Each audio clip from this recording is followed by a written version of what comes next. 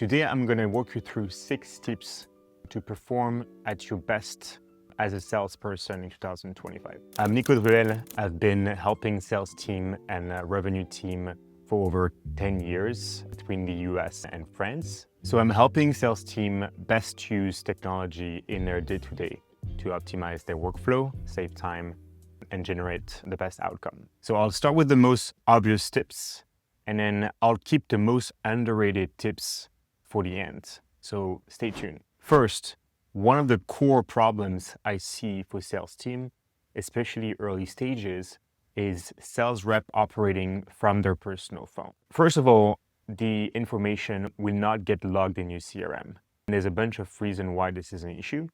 One, no one at your company is going to actually know you reached out to a given prospect. There's a potential chance that there is crossfire, meaning 2 different reps reaching out to the same prospect, which is an extremely bad customer experience. Second of all, you don't have any reporting and analytics on what works and what doesn't work.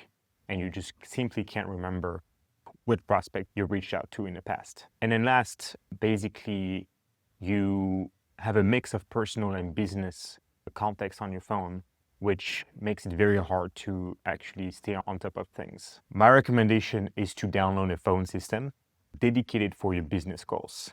It's going to enable you to separate your personal call from a business call while syncing all the phone activity into your CRM. You can use an app like Allo to do so. The second biggest mistake that I see is sales team flying blind on the analytics and reporting. First of all, you want to be able to measure the outcome of your sales effort. Core metric such as pickup rate, duration of your call, demo rate are going to be extremely important to understand what's working in it. Second of all, you're going to want to be able to see the performance and activity of the rest of your team to benchmark yourself.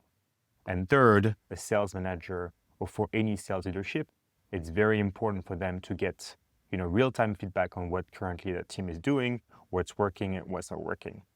So ultimately, tracking all those metrics is going to enable you to see on a given dashboard the entirety of the outcome of your sales effort and to be able to proactively adjust your sales tactic accordingly. My third point is reps spending a huge amount of time entering their transcription data into the CRM after a call. And this is something I still witness within many sales teams and has no longer any place in your team's workflow. So the good news is that with AI, the most tedious step of the sales workflow is no longer required. Now with mobile applications such as Allo, you can actually have the transcript of your calls directly synced into your CRM in the format that you use the most. And you can use the time saved to actually spend more time with your prospect. The fourth mistake that I see most sales teams do is to rely too much on their voicemail. There's going to be time where you're going to be on a conversation with a prospect and you won't be able to pick up with an important prospect. Or if you're working on different time zones in the US, if you're working in New York, some of your prospects in the West Coast might call you overnight. So you don't want to leave it to faith, and you want to make sure you have a process built for those use cases. And there's 2 main ways you can go about this. One is to leveraging AI receptionists in order to pick up those calls. So you can let the AI receptionist pick up the phone for you, answer their initial questions, potentially even qualify the prospect, and then redirect them to the right content or to the right person to talk to. The second way you can potentially address this issue is to use the transfer feature from your mobile app.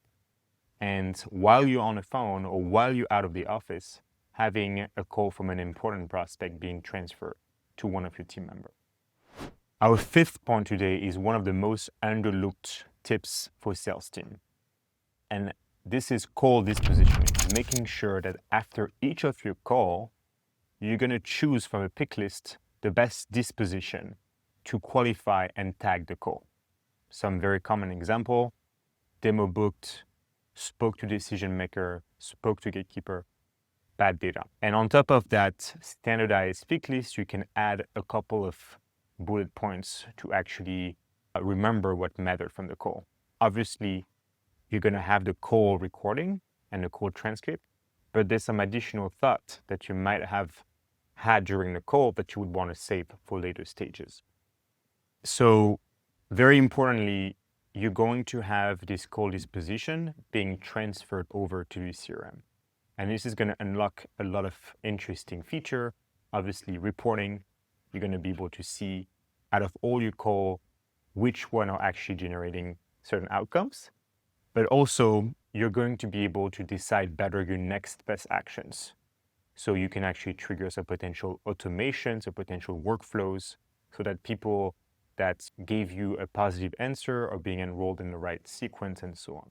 Obviously, all this data is going to be synced back to your CRM at the contact level, and it's going to enable different workflows and different automation. So make sure you choose a CRM that enables that connectivity. The sixth and last point today, very impactful tips that I've seen having huge impact on reply rates for sales team. It's simply leveraging text messages more than email. I see a lot of people using email, and it is obviously a saturated channel where open rate and reply rates are really low. Instead of leveraging emails for follow-ups after your calls, it could be a great idea to actually try incorporating text messages as a follow-up of a call, especially for personas that are working from their phone.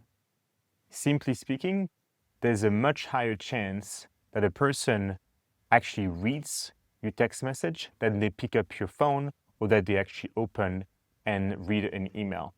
From a formatting standpoint, text messages are way more formal than emails. It's completely normal to have a very direct, formal, and personal style on text, and you just want to mention your name, your company, and mentioning a core value proposition or reminding why you've reached out in the first place. This is going to be a 2 to 3 sentences max. It doesn't have to be structured text message. The person has to feel that this is like another person trying to talk to them, and the more personal it feels, the more relatable the message is going to be. And lastly, since you're already top of mind for them, they are much more likely to pick up a call from you in the future. Thank you guys for watching the video. I gave you a lot of tips on processes and tools to be successful in your sales outreach. But don't forget that a very thorough call preparation to personalize and know your audience is also a very important point in order to be successful in sales.